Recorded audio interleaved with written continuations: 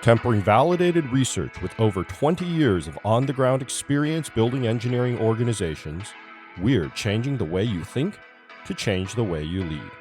Welcome to the TTL Podcast.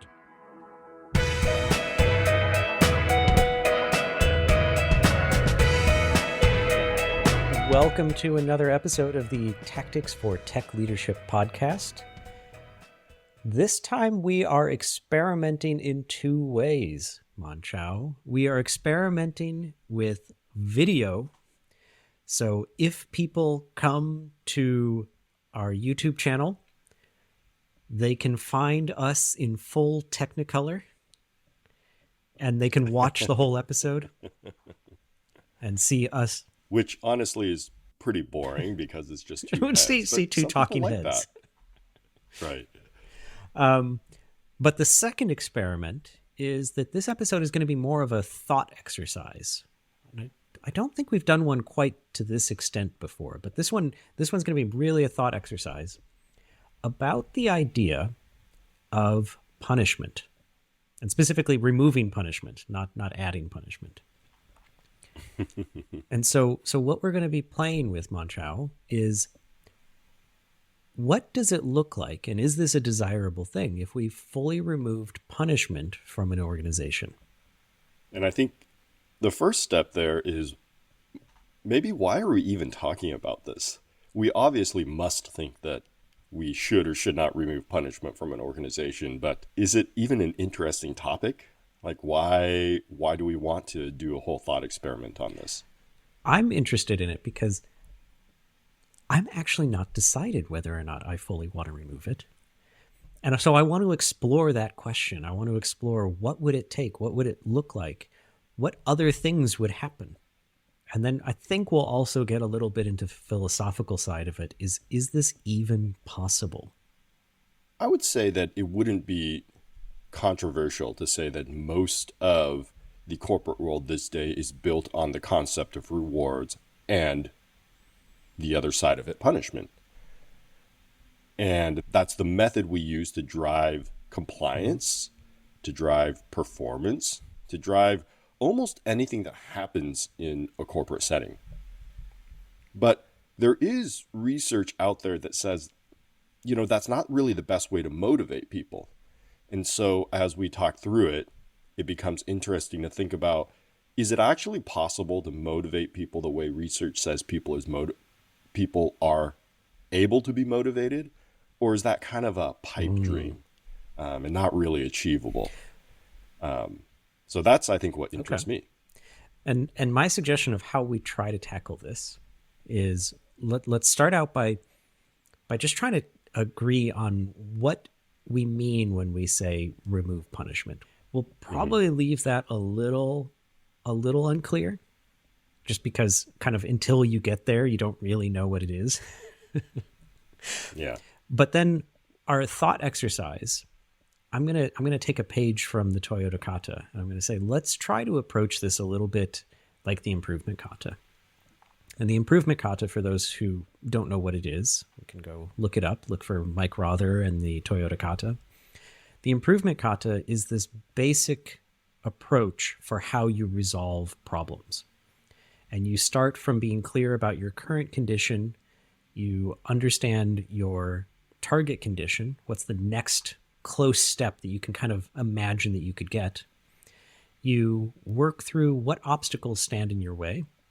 And then you experiment to try to get rid of them. Now, of course, during this episode, we don't have an organization to experiment on in tight cycles. So this is all going to be kind of thoughts and ideas about what could we do. And okay, let's say we did that and that removed that obstacle. What's the next obstacle? Are we there yet? That kind of thing.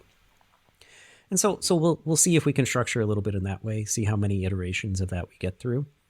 But we need to start out with, what direction are we trying to go? So what does it mean to say that we're going to try to remove punishment from organizations? Well, I'll take a first stab at it. I think, to me, the clear idea would be the negative punishment that is inflicted upon folks, or that organizations use to drive compliance with folks. So some examples of that are lack of promotion, perhaps using promotion, pay increases as a Right. driver. So like Now, we can argue about withholding rewards. right. Now, we can argue about whether withholding a reward is really punishment because it's not removing something that somebody actually has. But I actually do believe that that's a form of punishment. Layoffs, I think, are a big form of punishment, or firing people. Let's call it firing people. We can talk about layoffs because the whole idea of layoffs and redundancy is supposed to be that it's not punishment, right? That it's a necessary thing for the organization. Things like putting people on undesirable projects, or shelving them away into areas that are less desirable or don't match what they want to work on, I think is a type of punishment. Putting them under managers that they don't enjoy working with, or this concept of layering, right, which is also kind of this anti-promotion thing. Oh, well, you were going to have this much scope, but we brought in a new leader and we layer you under this person, and this person has the same title as you. And so I think that can be a form of punishment. A lot of these things don't have to be a form of punishment, but I think that often, if we're true to ourselves, they are. So those would be some of the things that come to the top of my mind. Am I missing anything? Things I think of, I would think of those, but I also think of this idea of social control. So in the anthropology, sociology literature, there's this constant idea of social control. And early on, it was actually almost anything. Mm-hmm. And there, forms of social control are ostracism, gossip. You have kind of the more criminal type things where they get punished by having something taken away. So those kinds of things. But being removed socially from a group or gossiping about a person are other forms of social control and punishment. Going back to our last episode, right? They're more hierarchical controls, processes and whatnot. And then there's more of the relationship-based punishments, if you will. I do think that's interesting to think about. I wonder if it's less actionable simply because I think it's less in the front of people's minds when they do those things. Those may be secondary punishments where they don't realize they're doing it. They don't like a person, or they're just speaking about them, gossiping about them at lunch or whatever. But I think we're talking more about as an organization, how you run an organization. I think we are really talking about the more hierarchy parts of it, the more process-oriented parts of punishment. So I think we might be able to get into that. But at first blush, it doesn't seem as interesting to me. So what we can say, though, is those are the kinds of things of that long-term vision.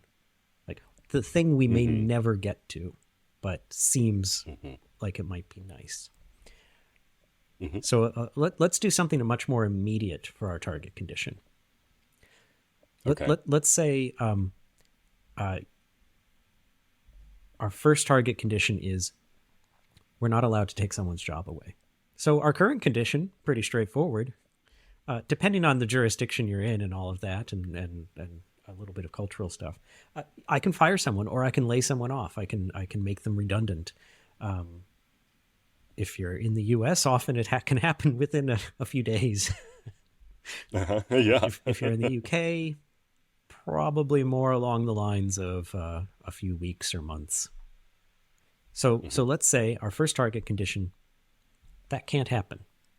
As the organization, we cannot decide to take someone's job away from them. All right. What stands in our way?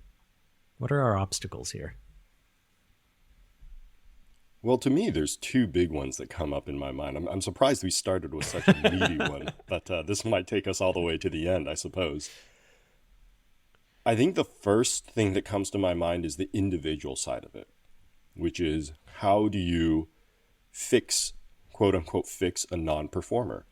Somebody who's a drain on your organization, somebody who isn't being compliant, somebody who isn't doing the work. So we have that first obstacle of just resource consumption, resource drain. You have to pay the person if you're not taking their job away. Okay, so the obstacle we're taking is the work that you're producing no longer outweighs the amount that we're having to pay you. Right. Or it could be even something along the lines of we have limited spaces for people. and you no longer know how to do, you don't know how to do AI, for example. Right. Right. And we really need a lot of AI work done. And we can't just continue to pay you this money if you don't know how to Right. do AI. Right. Things like that. So the work we need is not the skill you have. All right. But that also, that right there shows a possible way of overcoming this obstacle, retraining. Mm-hmm. We say, okay, you can't get rid of people. What you have to do instead is retrain them. Mm-hmm. Does that overcome our obstacle? Are we done with that one? I don't think so. I think that's part of it. And I really do believe that most companies' training programs should be bigger because exactly of this. But I think the obstacle to that obstacle is to say it's fine that we should train people, but, right? And the two things that come to my mind are, one, there's a cost to training people, which a lot of times you're saying, look, I'm already putting money into this person and it's already too much. So why am I putting more money in terms of training and time into this person? The second thing is this concept of, is this person even trainable? And I think especially when you start to look at underperformance cases, not the absence of skill necessarily, but underperformance cases, oftentimes those come with a PIP, right? And it is a document that says if you don't get through this in 30 or 60 days, then we have the right to terminate you. And a lot of people who run those PIPs would say that, well, this person isn't fixable, or at least not in that time frame. So I think the untrainable part of it comes. And the thing is across the pond here, that is the, I don't know if, I think it's legally mandated process that you follow. Mm-hmm. You can't just get rid of someone. You have to show that you have done those things. And it does work best if you go into it with the idea of, we will come out of this in a state where we can keep going. Does that mean that that's the solution? We've got training, we've got these improvement processes, but it still sounds like that's maybe not really resolving the obstacle. We still have this problem. I mean, well, I don't think we have resolved the obstacle. If I say that the obstacle is an untrainable employee or an unfixable employee, how can I say that training resolves that obstacle? So I guess then the question is, does an untrainable employee actually exist?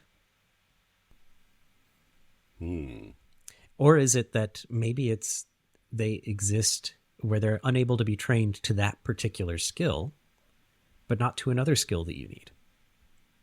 So we have to think much more broadly about what to train people into. Mm-hmm. I think they do. But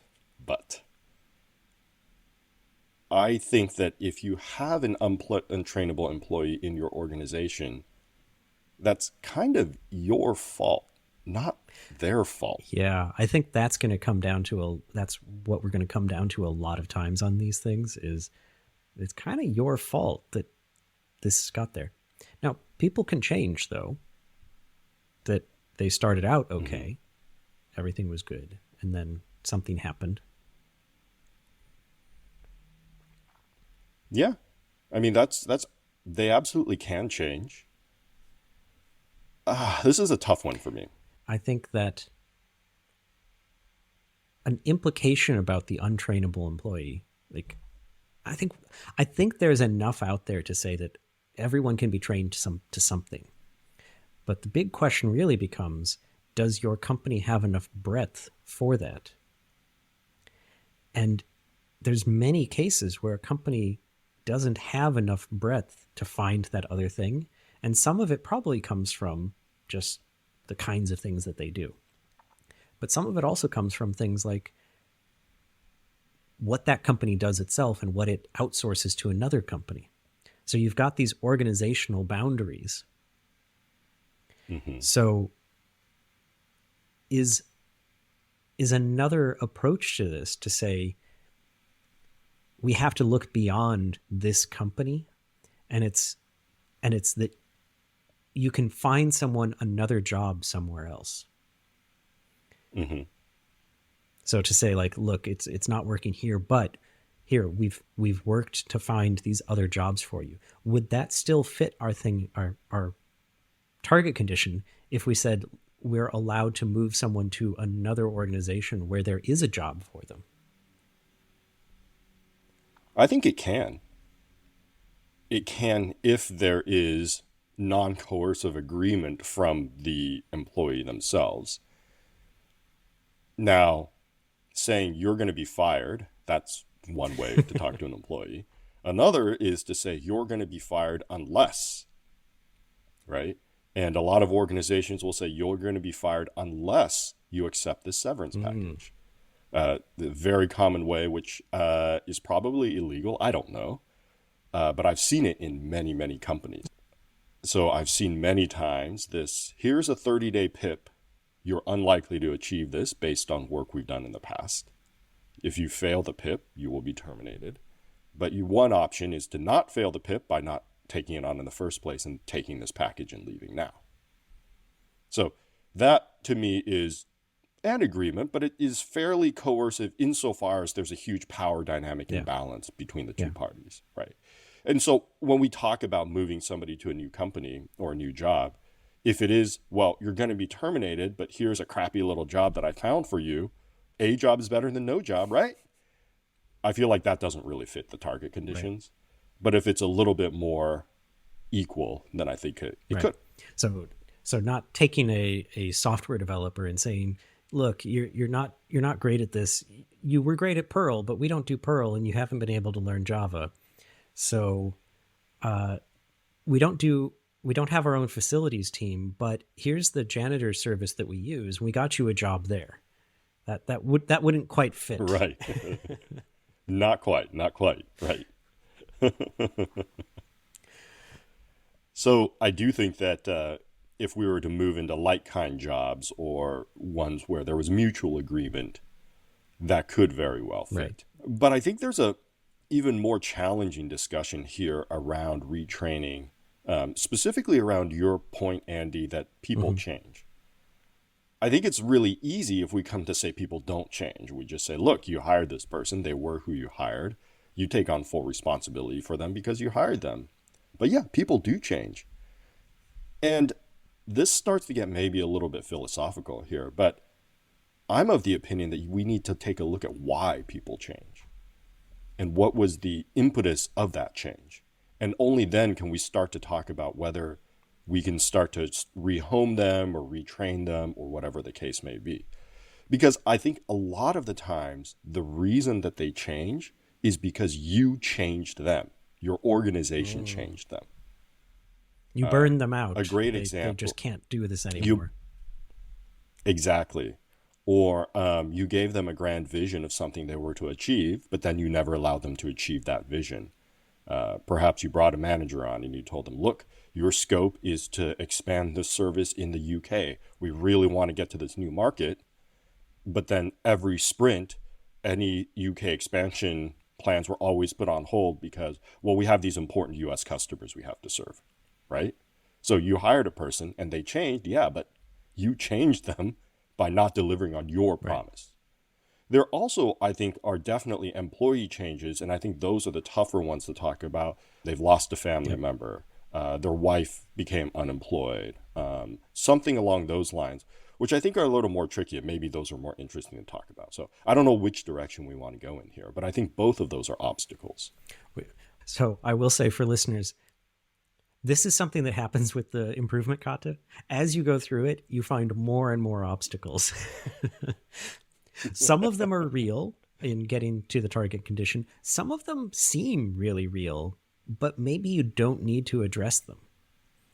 And you can almost kind of leave them and figure out what happens if you don't address them. So it doesn't seem like we're finding a way through the obstacle. We're finding more obstacles. Is there an obstacle that we've identified where there might be a quick win where we can say, look, oh, here's how you address it. And it does seem to get us closer. Well, I actually think I disagree with you, Andy. I think we might be closer than you think we are. All right. I think that's as easy as don't change that person. Right. So it's like work with them with what they have from the beginning. Mm-hmm. Don't Mm-hmm. burn them out. Don't push them Mm-hmm. away. Don't do those kinds of things. But work with what they have from the beginning. Mm-hmm. And you should be able to then keep that person around because you've got that constant relationship of working with what they're able to do. Is Mm-hmm. that where you're going with that? I think in my mind, the way to get around that obstacle is better hiring practices to make sure you bring on the right person. You hire for adaptability, right? Remember, your goal is to never take someone's job away from them. You know that things change in the world. The world is not static, right? And so you have to hire the adaptable. You have to identify the adaptable. And so you need better hiring practices. And then your organization needs a employee training program that's actually big and valid and works in order to be able to adapt these folks as markets change. Now, there may be a new obstacle there. I think the argument will be, well, we can never do that because it's impossible to hire that way. How can you identify the right person in the hiring process? We can talk about that. But we could also move and think about the other part maybe, which is the unmovable obstacle, which is what if people change due to personal circumstances? Yep. Right? Then you feel like maybe employee training and development programs aren't going to put them back in the right place. Yeah. So then what? And maybe that's the big unmovable that we can really easily say, well, no, because of that, you must always be able to get rid of employees. Well, and there are things already in place that try to address that. So in the U.S., you have some of it covered with things like workman's comp. And in the UK, you've got things like statutory sick pay. So, and those cover in the UK, that covers all sorts of different things. And so there is stuff, but I think at that point, the resolution to it is beyond that single organization. Interesting. You think because it involves the government and labor unions and whatnot, that I think sort of stuff? Those institutions exist for things that are beyond what a single organization can handle, that are beyond what it does, which is why things like retirement funds historically were, well, when they worked well, they were pan-organizational. and so we've found mechanisms for handling those where the company is supported in helping the people, and the company supports that wider organization, that wider group, in order to help people as well. But I have a particular thing in mind when I'm thinking of this: someone getting sick. So someone gets cancer and they're unable to work. In the UK, there is a long-term sick leave that you can have. A colleague of mine was on it for 4 years. So I think there are actually things that address that obstacle. Maybe not completely, but some. Okay, I could get behind that. I'm going to try to flesh it out a little bit more, which is all the companies who are competing with each other, they still, right, and they're competing fiercely with each other for market share, for customers. They need to have a true cooperation with each other about employee health, such that they can say, look, I am in I don't know what the word is, a conglomeration, a union or whatever, such that when you don't fit here and we agree, there are many different places that I can reach out to where you may fit. And I think this works really well when we're in an environment where there's more jobs than people. And that might be the next thing we talk about, which is what happens when we're not in that environment. But oftentimes we're in that environment, and I think companies need to be able to agree to that even when they're fiercely competing. So I think, and then of course the government regulation and support on top of that. So I think that's the model in my mind that makes not letting go of people or not taking people's jobs away work from the personal underperformance or people change side. Now, we could say that there's no way that that model would ever happen because there's obstacles to that model. But that's it in my mind. Nice. Let's say we've overcome all those obstacles. We've hit our target condition. We're in this amazing world where we don't have to fire someone for underperformance or for various other reasons that are in terms of their personal performance. All right. Mm-hmm. Excellent. We're in a much better world already. Maybe. We'll find out. It's one of those things. It's a wicked problem. And we're trying to treat it a bit as a tame problem. Let's take that next one. Redundancies, layoffs, economic downturn. You don't have the choice. You don't have the option of getting rid of people. Mm-hmm. What are the obstacles to getting to that point? Money-based economy. Yeah. Star Trek says we can get to a non-money-based economy, right? As long as we have infinite energy. Infinite energy. Yeah. Maybe that's it. Just get to infinite I'm reading the culture novels right now. They're the same thing. Yep. But yeah, I think this concept of economic downturn, we don't have as much money coming in as we did. And therefore, we can't pay people the way we need to, and therefore we need fewer people.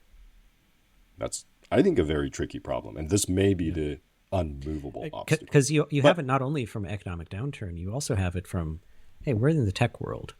We're all about the startups going really fast, and most of them don't make it. Mm-hmm. It's that the company itself really kind of ceases to exist.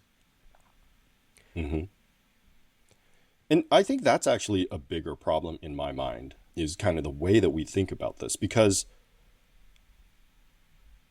I think our value exchange here between, let's call them Silicon Valley startups, they're by no means the only ones that employ this practice, but they sort of made it famous in my mind, at least in my generation. So I'm going to use that as the moniker.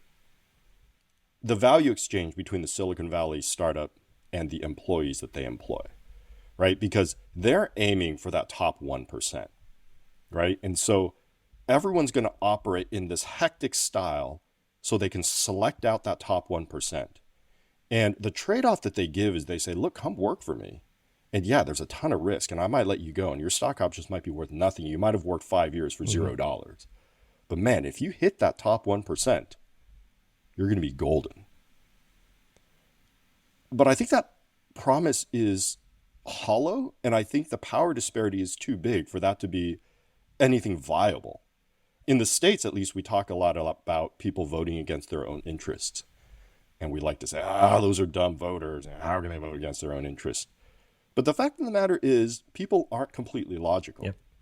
And I think that's what ethics is here to protect, which is when people aren't completely logical or can't completely come into it with the same power dynamics and mental balance or whatever, how do we make sure that the exchange is not overwhelmingly favoring one side, right? There's always going to be favoritism, that's fine.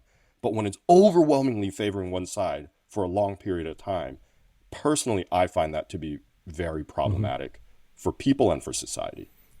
So we just have a small obstacle here, which is the entire funding and business development model that Silicon Valley has created for us. All right.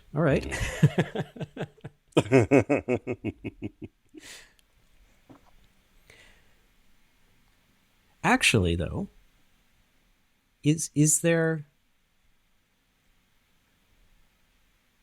some sort of like utopian approach to this where we say a way of addressing that obstacle is people are no longer employees of a particular company, but this is going to be way out there.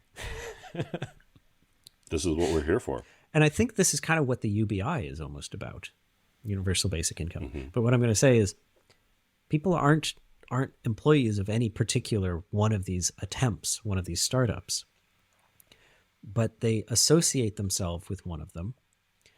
And at the same time, they're part of a larger group. I mean, in the past, these have been things like unions or guilds or something like that. Some sort of like trade group that provides them a bit of that support. And so you almost get around this problem by you're never an employee. You are an associate of working on this kind of thing for a while.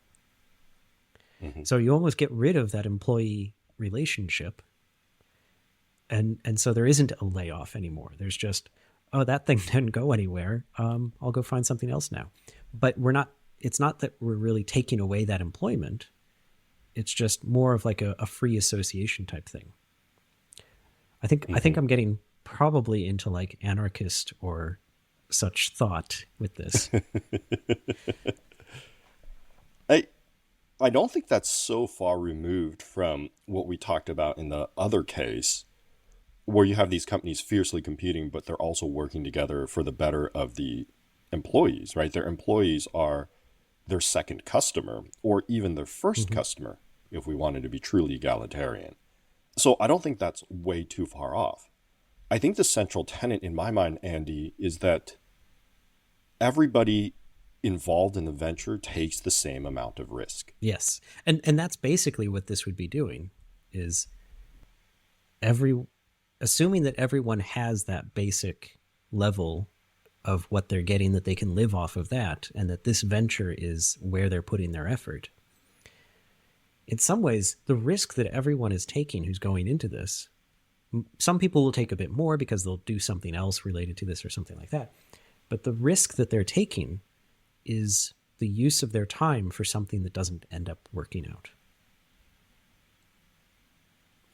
You can calculate, or you can associate everything back to time, right? That time means they lost opportunity to do something else. They could have gone to work for another place.